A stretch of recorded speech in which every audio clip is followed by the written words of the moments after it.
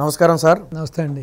Already గత నెల 1వ తారీఖున పింఛన్లు ఇంటి వద్ద ఇవ్వకపోవటం వల్ల కొంతమంది వృద్ధులు చనిపోయారని ఇదే వైసీపీ ప్రచారం చేసింది. ఇప్పుడు ప్రతిపక్ష నేతగా ఉన్నటువంటి చంద్రబాబు గారు ఇంటి వద్ద ఇవ్వాలని చెప్పి ఒక లేఖ రాస్తే దాన్ని ఎలక్షన్ కమిషన్ సిఎస్కు బదిలీ చేస్తే సిఎస్ మాత్రం మేము ఇంటి వద్ద పింఛన్లు ఇవ్వలేమని చెప్పి చేతులు ఎత్తేసిన పరిస్థితి. ఏదో సచివాలయ ఉద్యోగులు బిజీగా ఉన్నారు, వాళ్ళకి జాబ్ చార్టర్ ఎక్కువ ఉంది కాబట్టి మేము ఇంటి వద్ద ఇవ్వలేమని చెప్పిన పరిస్థితి. అంటే ఇక్కడ సిఎస్ ఏకపక్షంగా జగన్మోహన్ రెడ్డికి అనుకూలంగా వ్యవహరించినట్టు కాదంటారా? 100% సార్, దీంట్లో ఎటువంటి సందేహం లేదండి. సో ఇదని కాదు, విధానపరమైన నిర్ణయాలతో ప్రతిదీ కూడా వైఎస్ఆర్పీకి జగన్మోహన్ రెడ్డికి లబ్ధి చేకూరులాగానే ఈ యొక్క వ్యక్తి యొక్క బిహేవియర్ ఉందండి. దీంట్లో ఎటువంటి సందేహం లేదు.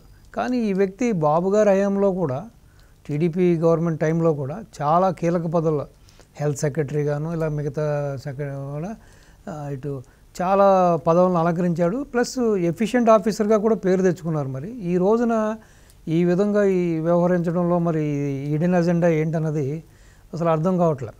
ఒక వర్గానికి సపోర్ట్ చేస్తున్నాడా, తన వర్గ నాయకుడికి సపోర్ట్ చేస్తున్నాడా, లేకపోతే వైఎస్ఆర్పీకి ఒక ఏజెంట్గా పనిచేస్తున్నాడా అన్నది కూడా చీఫ్ సెక్రటరీ యొక్క పదవినే ఆయన అపహాస్యం చేస్తున్నాడండి. అంటే మరి ఇప్పుడు సచివాలయ సిబ్బందికి పని ఒత్తిడి ఎక్కువ ఉందంటున్నారు.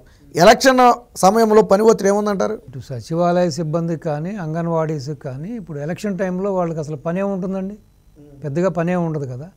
కేవలం ఈడెన్ అజెండాతోటి ఒక దురుద్దేశంతో మళ్ళీ ఏదైనా అవాంఛనీయ సంఘటనలు జరిగి ఎవరన్నా వృద్ధులు చనిపోతే, ఇప్పుడు ఈ ఎండలో ఇప్పుడు హీట్ వేవ్ ఉందండి, మా ఎంప్లాయీస్ హీట్ వేవ్ తట్టుకోలేకపోతున్నారు, బయటకు రాలేకపోతున్నారు, కష్టం, ఈ టైంలో బయట తిరగడం కష్టం అని చెప్పినప్పుడు వయసులో ఉన్న అంగన్వాడీలో వయసులో ఉన్న సచివాలయ సిబ్బందియే బయట తిరగలేకపోతే ఈ యొక్క టెంపరేచర్లో ఆ వయోవృద్ధులు ఆల్మోస్ట్ పండుటాకుల్లో ఉండే వ్యక్తి వాళ్ళు ఎలా తిరగలుగుతారండి? సో డెఫినెట్గా మళ్ళీ ఏదైనా మరణాలు సంభవిస్తే, ఇదిగో అంతకుముందు మేము సవ్యంగా ఇచ్చేవాళ్ళం, సక్రంగా ఇచ్చారు, కేవలం ఈ చంద్రబాబు నాయుడు యొక్క చర్యల వలన ఆయన ఈసీకి ఏదో రిపోర్ట్ ఇచ్చాడు కాబట్టి ఇవన్నీ సంభవిస్తున్నాయి, ఏది సక్రంగా జరగట్లేదని చెప్పి ఈ నెపం వేసి ఈ విధంగా రాజకీయ లబ్ధి పొందడానికి ఈ యొక్క సిఎస్ గారు జవహర్ రెడ్డి గారు ఇతోధికంగా ఇప్పుడు ఉన్న గవర్నమెంట్కి, జగన్మోహన్ రెడ్డి గవర్నమెంట్కి ఆయన ఒత్తాసుగా చేస్తున్న ఈ కార్యక్రమంగానే మనం అనుకోవాలి. ఇప్పటి వరకు జగన్మోహన్ రెడ్డి గారు ఈ వృద్ధుల పింఛన్లకు సంబంధించి 1వ తారీఖున ఇస్తామని కానీ లేదా ఇప్పిస్తామని కానీ మాట్లాడలేదు. ఏంటంటారు కుట్రకోణం? ఒకటి, ఫండ్స్ లేవండి, మీరే చూస్తున్నారు, ఖజానా పూర్తిగా ఊట్ చేశారు. సో ఏదో విధంగా ఇలా రకరకాలుగా నాటకాలు ఆడి ఇప్పుడు పెట్టడానికి వస్తే ఫండ్స్ లేవు, ఏదో విధంగా ఈ విధంగా సిబ్బంది బిజీగా ఉన్నారు, సిబ్బంది ఖాళీగా లేరు, అది ఇది అని చెప్పి వాళ్ళని పాపం ఆఫీసుల చుట్టూ తీపించుకుని ఇచ్చేసి ఏదో ఏదైనా ఆ ఫండ్స్ వచ్చినప్పుడు ఆ కొద్దిగా ఇవ్వడానికి జరుగుతున్న కుట్రగానే భావించాలి మనం. ఎందుకంటే వీళ్ళు వన్ స్ట్రెచ్లో ఇవ్వడానికి వీళ్ళ దగ్గర అయితే ఫండ్స్ లేవండి. ఇప్పుడు కూడా చూశారు కదా, మొన్న కూడా ఏదో మొత్తం అన్నీ కూడా గవర్నమెంట్కి సంబంధించిన సెక్యూరిటీస్ అన్నీ అమ్మేసేసి మళ్ళీ ఒక 3,000 కోట్ల రూపాయలు అప్పు తీసుకోవడం జరిగింది వీళ్ళు. ప్రస్తుతం అంతా మీకు తెలియదే ఉంది, ఇక్కడ సంపద ఏమి సృష్టించబట్టలేదు, ప్రతిదీ బటన్ నొక్కుడు వ్యవహారమే, అప్పులు తేవడం పంచడం. సో రెండోది ఏంటంటే ప్రస్తుతం జరుగుతున్నది ఏంటంటే ఏ అప్పులు తెచ్చినా ఏ పార్టీ కాస్త ఇన్కమ్ వచ్చినా గవర్నమెంట్కి ఇటు లిక్కర్ నుంచి కానీ వేరే డిపార్ట్మెంట్లు కానీ ఇప్పుడు వచ్చినా కూడా అవి కేవలం వాళ్ళకి సంబంధించిన బినామీలు, వాళ్ళకి సంబంధించిన కాంట్రాక్టర్లకి ఆ బిల్స్ ఆగమేఘాల మీద సెటిల్ చేయడానికి ఎలాగో గవర్నమెంట్ రాదు, మళ్ళీ ఇవన్నీ కూడా రేపు స్క్రూటినీ పడుతుంది, ఎంక్వైరీస్ పడతాయి, అసలు జరిగిన పని ఏంటి, ఎంత ఏంటి అని చెప్పి మొత్తం కూలంకషంగా వచ్చిన గవర్నమెంట్ దాన్ని పరిశీలిస్తుందనే దురుద్దేశంతో ఇమీడియట్గా అసలు ఆగమేఘాల మీద ఫండ్స్ అన్నీ కూడా కాంట్రాక్టర్లకు రిలీజ్ చేయడం జరుగుతుంది. సో ప్రస్తుతానికి మీరు చెప్పినట్టుగా ఏదైతే ఈ పింఛన్లు ఇవ్వడానికి వీళ్ళకి సరిపడా ఫండ్స్ కూడా లేవు.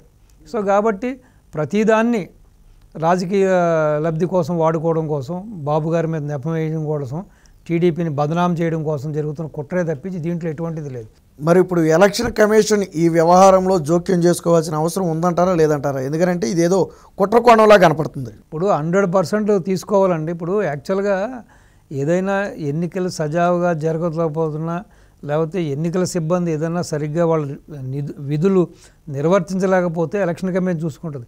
ఇలా ప్రతి విషయంలో కూడా ఎలక్షన్ కమిషన్ అనేది కూడా చాలా చిన్న సిస్టమ్ అండి. అది వాళ్ళకున్న ఎంప్లాయ్మెంట్ కూడా చాలా తక్కువ. వాళ్ళు మాత్రం ఎన్నని చేస్తారు సార్. ఇప్పుడు దున్నపోతు మీద వర్షం పడినట్టు వీళ్ళలో కదలిక కానీ చలనం లేదు. అక్కడికి వాళ్ళు ఏదో సాయశక్తిలో వాళ్ళు చేస్తున్నారు.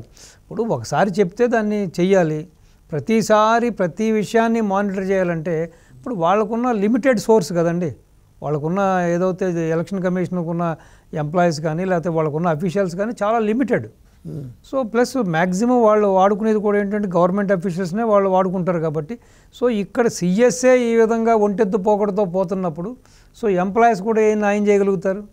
ఎంప్లాయీస్ కూడా ఈసీకి ఏం సమాధానం చెప్పగలుగుతారు? ఇప్పుడు వీళ్ళందరికీ ఏంటి, ఇప్పుడు సీఎం గారి తర్వాత head of the state CS chief secretary, so అన్ని యొక్క డిపార్ట్మెంట్లకి ఈజ్ ద బాస్.